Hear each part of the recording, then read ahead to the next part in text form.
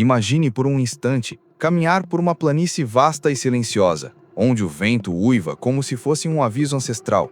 O céu está pesado, o cheiro de terra molhada invade o ar, e de repente, à sua frente, ergue-se uma sombra colossal. Não é uma lenda, nem um delírio da imaginação. É um animal gigantesco, de proporções tão imensas que o simples bater de seus passos faz o chão tremer. E esse foi o tipo de encontro que nossos ancestrais pré-históricos viveram. Encontros que não apenas colocavam suas vidas em risco, mas também moldavam a essência do que hoje chamamos de humanidade. O primeiro contato com criaturas colossais, mamutes, preguiças gigantes, rinocerontes lanosos e até felinos de presas aterrorizantes, não era apenas uma cena de filme de aventura. Era uma realidade brutal. Cada encontro representava uma decisão de vida ou morte, e nessas decisões nasciam as primeiras estratégias coletivas, a coragem compartilhada e o vínculo que unia o grupo. Nossos antepassados não tinham armas modernas nem muralhas de pedra, apenas lanças rudimentares, fogo e, acima de tudo, a inteligência. E foi justamente nesse contraste, a fragilidade contra a grandeza, que a humanidade começou a se transformar. Naquela época, uma única caçada podia determinar o destino de todo um clã. Imagine um grupo de homens e mulheres observando um mamute aldomiji. O animal forneceria carne para semanas, ossos para ferramentas, pele para abrigos e gordura para o fogo. Mas, ao mesmo tempo, uma única investida errada poderia significar a morte de vários caçadores. O risco era imenso, e mesmo assim, eles avançavam. Não era apenas fome, era sobrevivência, era coragem, era o instinto humano desafiando os limites da natureza. Mas havia algo mais profundo escondido nesses encontros. Nossos antepassados não olhavam para esses gigantes apenas como presas ou ameaças. Em muitos casos, eles os viam como forças espirituais, como símbolos de poder e mistério. O encontro com o colossal não era apenas físico, era também emocional e espiritual. Gravuras rupestres que sobreviveram até hoje mostram figuras enormes, traçadas em cavernas com uma reverência quase sagrada. Cada traço, cada detalhe sugere que aqueles homens e mulheres não apenas caçavam, mas também se perguntavam sobre o lugar deles diante de tais criaturas imensas. E é nesse ponto que começamos a compreender o verdadeiro impacto desses encontros. Eles não moldaram apenas a dieta ou a rotina de sobrevivência, mas também a forma como o ser humano via a si mesmo. O medo diante de um predador gigantesco ensinava prudência. A coragem diante de um animal colossal alimentava a união. A admiração diante da força bruta despertava respeito pela natureza. O ser humano não era apenas um caçador ou uma presa, era um aprendiz constante diante de um mundo maior do que ele. Agora, imagine como deveria ser a primeira vez que um grupo humano se deparou com uma preguiça gigante, um animal aparentemente lento, mas capaz de esmagar um caçador com suas garras descomunais. O choque, a incerteza, a necessidade de improvisar uma estratégia, tudo isso forjava algo que nenhuma ferramenta sozinha poderia oferecer: experiência. E a experiência, passada de geração em geração, se transformava em sabedoria coletiva.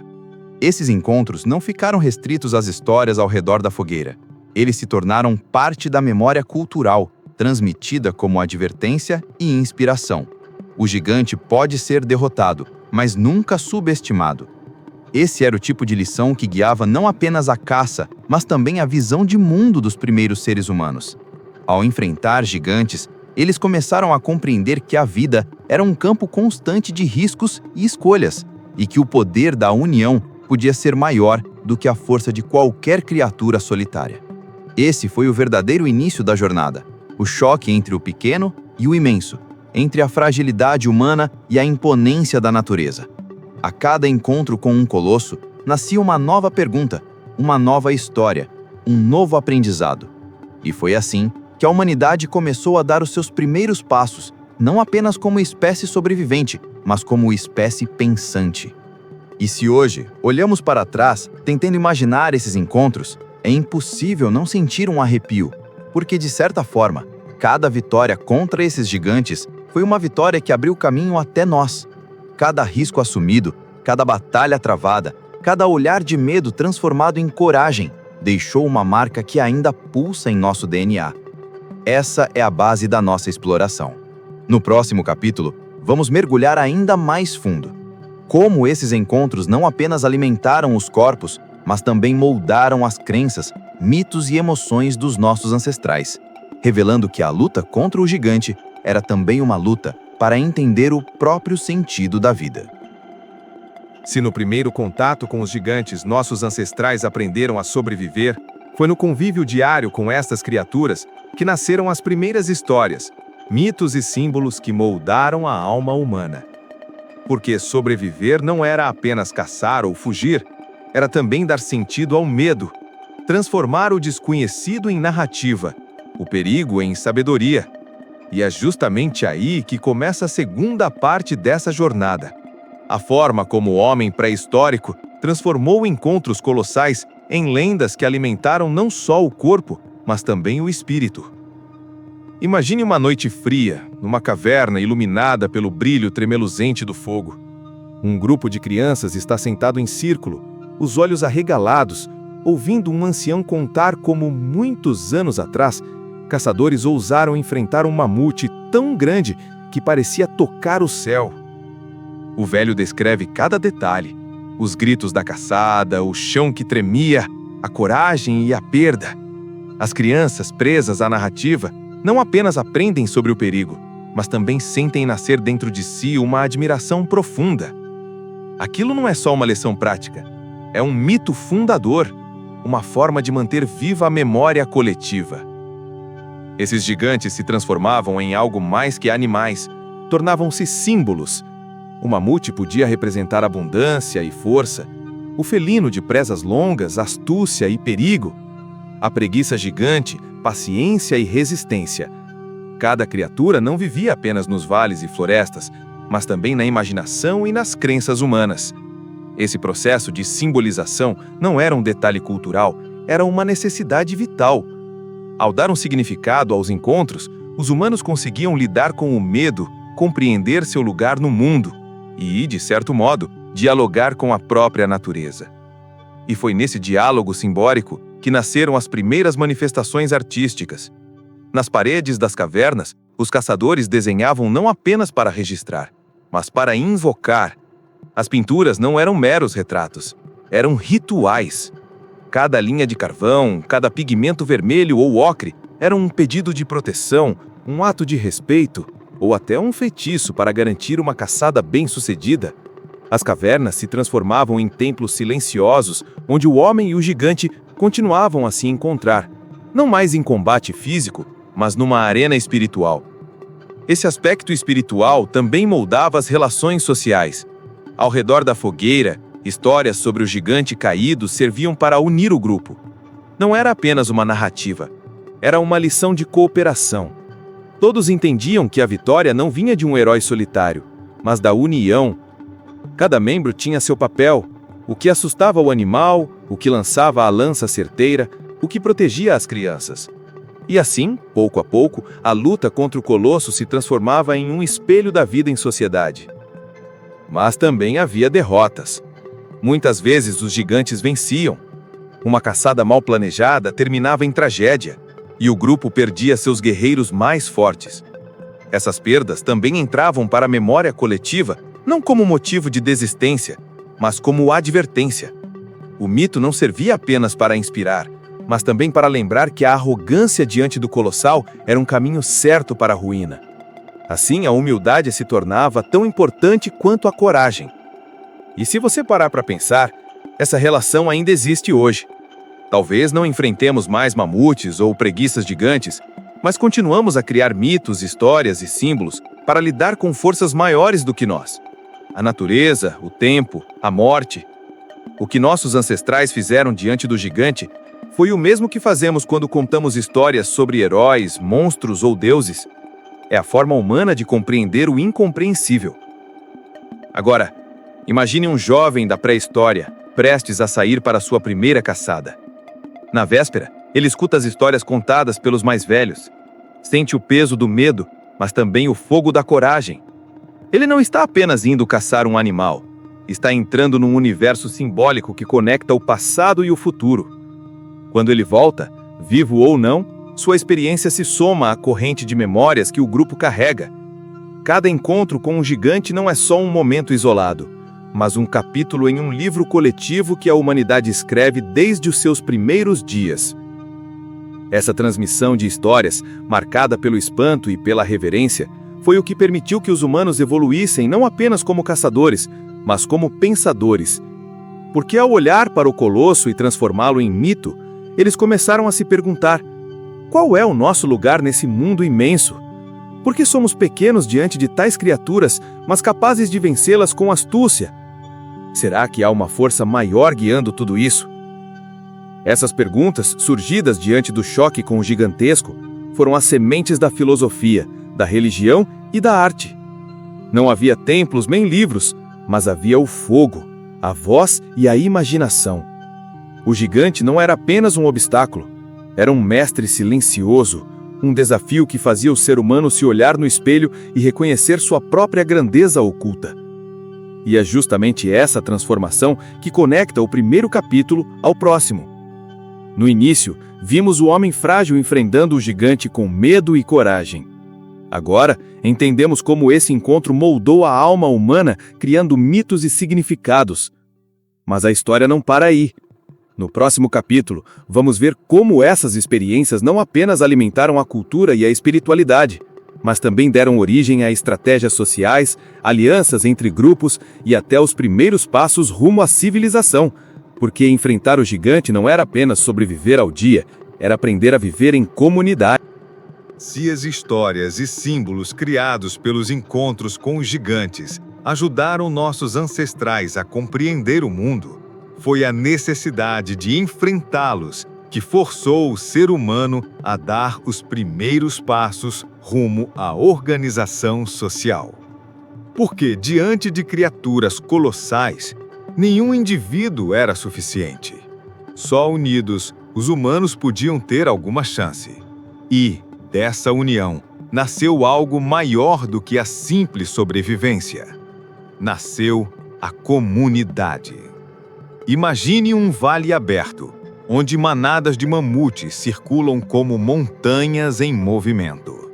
Um pequeno grupo humano, sozinho, jamais ousaria atacar. Mas quando diferentes clãs se reuniam, algo extraordinário acontecia. Estratégias complexas começavam a surgir. Uns conduziam os animais para uma armadilha natural, como um barranco ou uma área pantanosa. Outros esperavam com lanças prontas, calculando o momento exato de atacar. Essa cooperação exigia confiança, disciplina e comunicação. Pela primeira vez, não era apenas a força bruta que decidia, era a inteligência coletiva.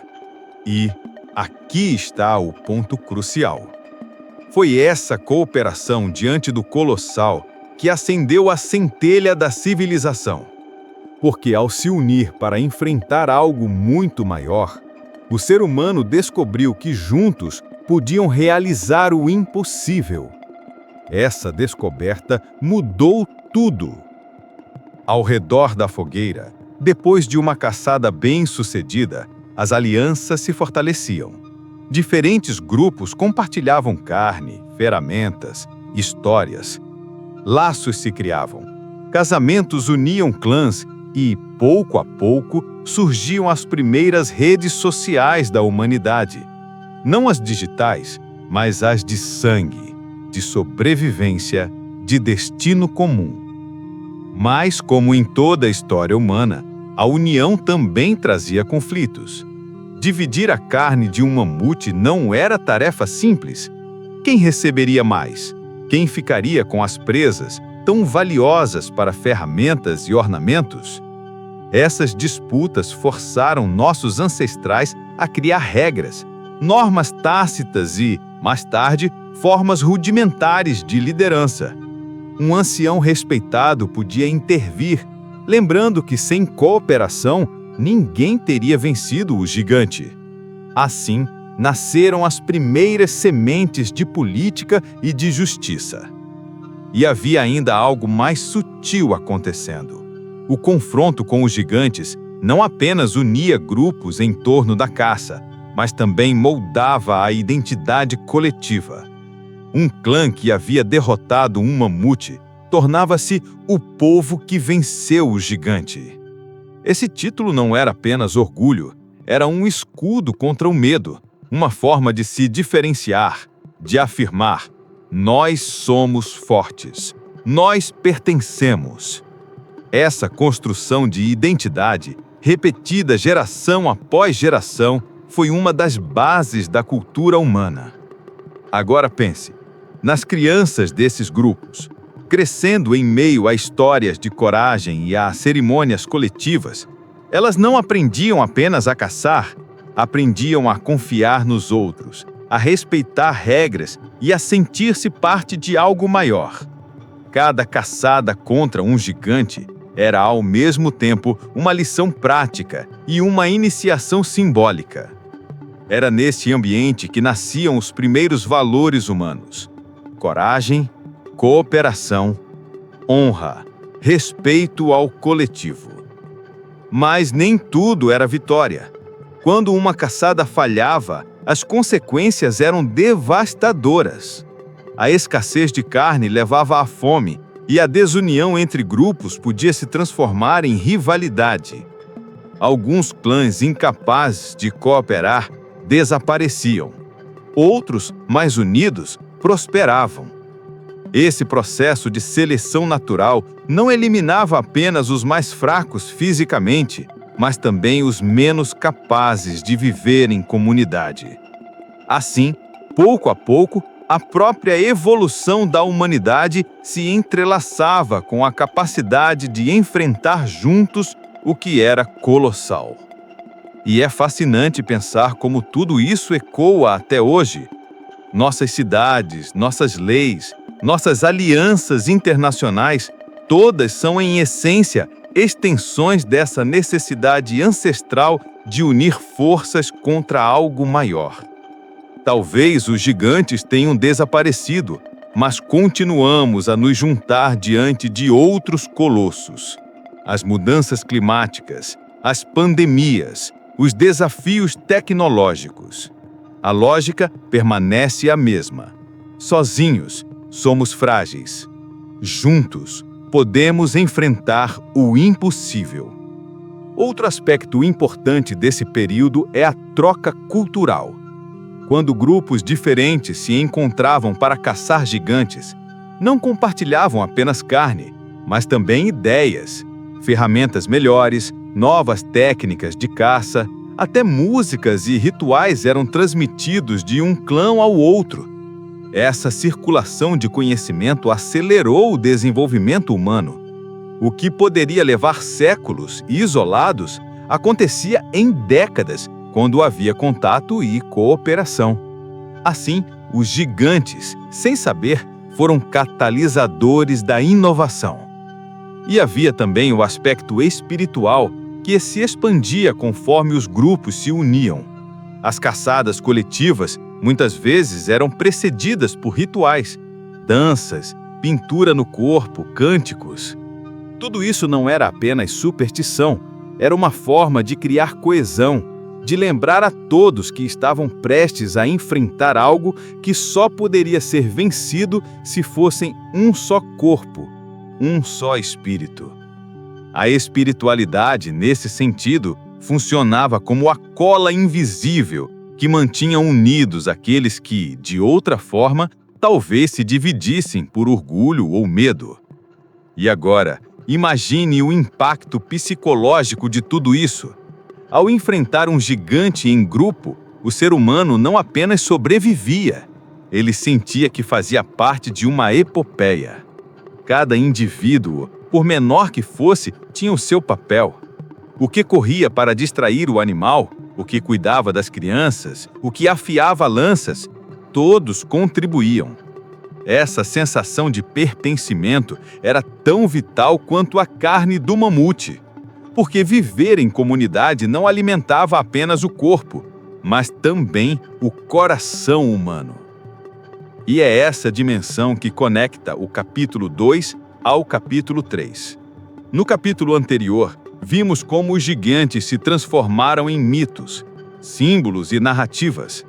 Agora entendemos como esses encontros moldaram a sociedade, obrigando nossos ancestrais a se unir, a criar regras, a formar alianças. Mas a jornada não termina aqui. No próximo capítulo, veremos como a convivência com esses colossos não apenas uniu os humanos, mas também os inspirou a sonhar além da sobrevivência imediata. Foi diante da grandeza dos gigantes que o ser humano começou a imaginar o futuro, a construir ferramentas mais sofisticadas, a deixar marcas permanentes em sua cultura e, finalmente, a traçar o caminho rumo à civilização. Se os gigantes moldaram a união entre os humanos e deram origem às primeiras formas de comunidade, eles também foram responsáveis por algo ainda mais profundo: despertar nos nossos ancestrais a capacidade de sonhar. Porque, diante do colosso, não bastava apenas sobreviver. Era preciso imaginar o que poderia ser feito além do instinto imediato. E foi esse salto do instinto para o projeto, do presente para o futuro, que marcou o nascimento da civilização. Pense na cena. Um grupo retorna de uma caçada fracassada. O mamute escapou e a fome ameaça o clã. Em vez de aceitar a derrota como destino, alguém olha para uma pedra diferente, percebe seu corte mais afiado e decide transformá-la em uma nova ponta de lança. Outro observa que o fogo pode ser usado não apenas para aquecer, mas também para endurecer a madeira. Esses pequenos lampejos de inovação surgem em momentos de necessidade, quando os gigantes pareciam invencíveis. O que era medo se transformava em motivação para criar. Assim, a convivência com os colossos não só exigia coragem, mas também inspirava genialidade. Quanto mais desafiador era o adversário, mais engenhoso o ser humano precisava ser. E cada invenção se tornava um legado. A ponta de pedra polida, o arco rudimentar, a armadilha elaborada.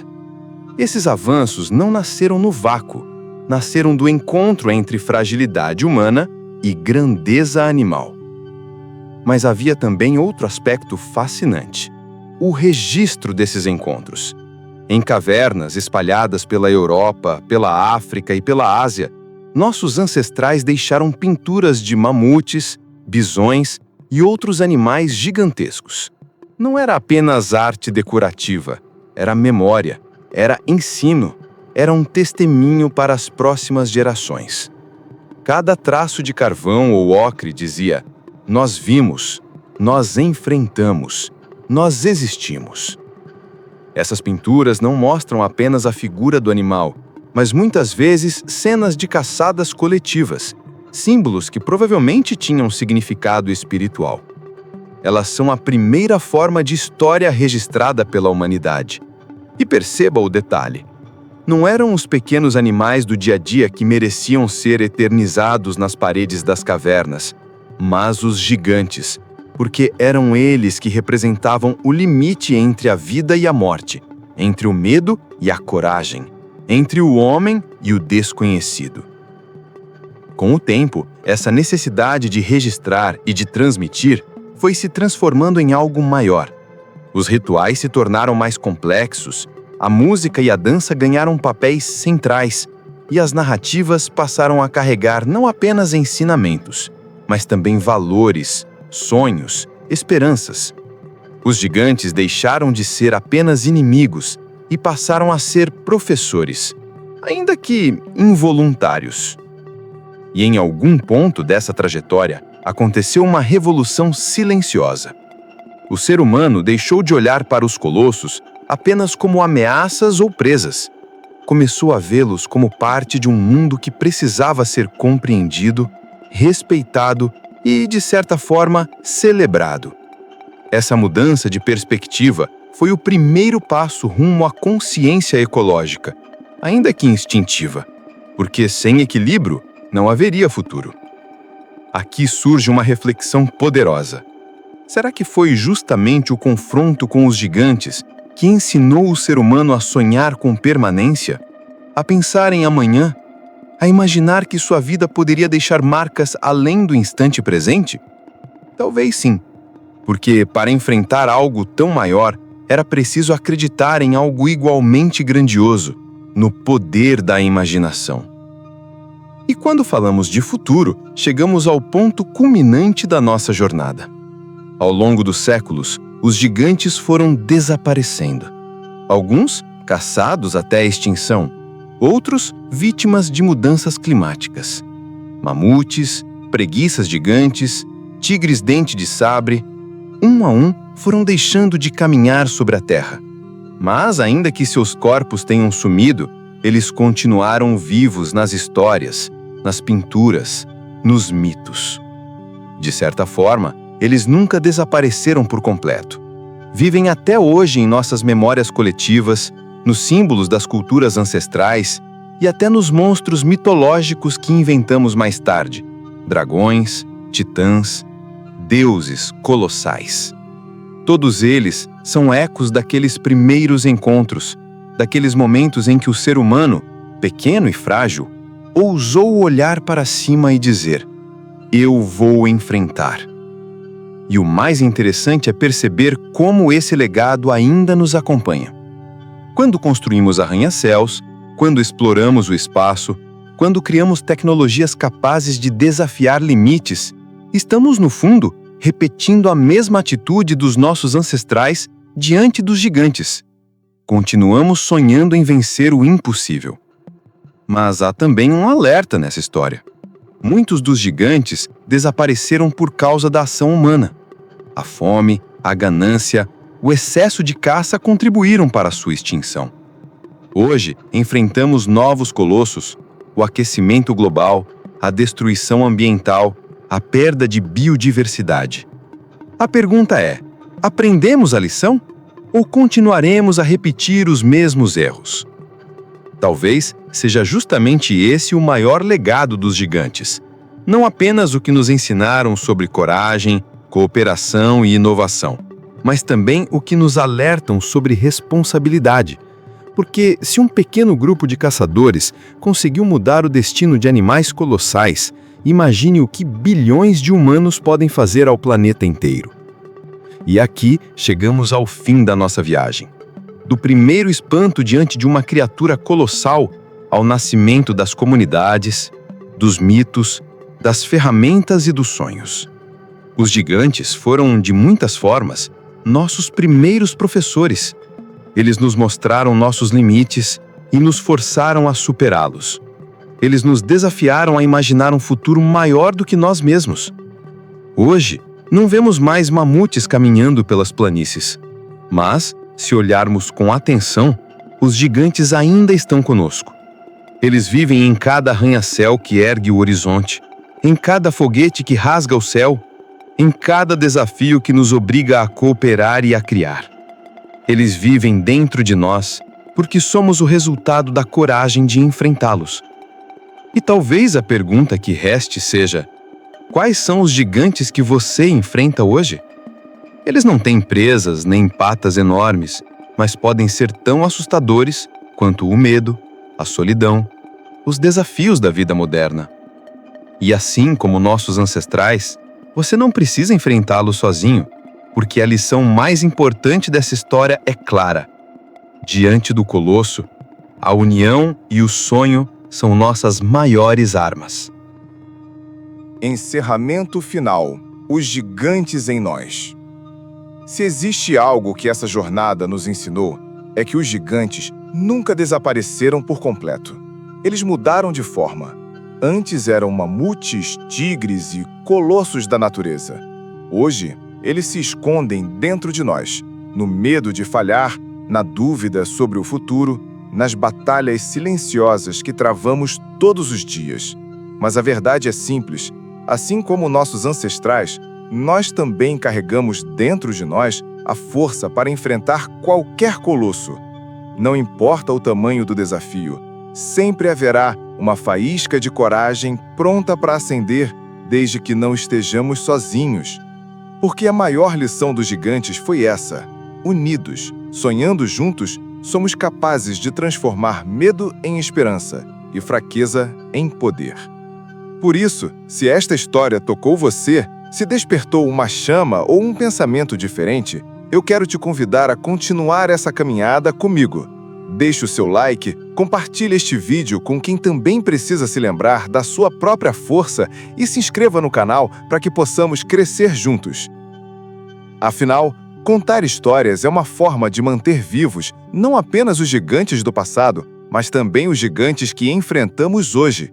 E quem sabe inspirar você a olhar para os seus desafios com a mesma coragem que nossos ancestrais tiveram diante dos colossos da pré-história. Porque, no fim, os gigantes nunca desapareceram. Eles apenas mudaram de rosto. E todos nós, sem exceção, temos um dentro de nós à espera de ser vencido.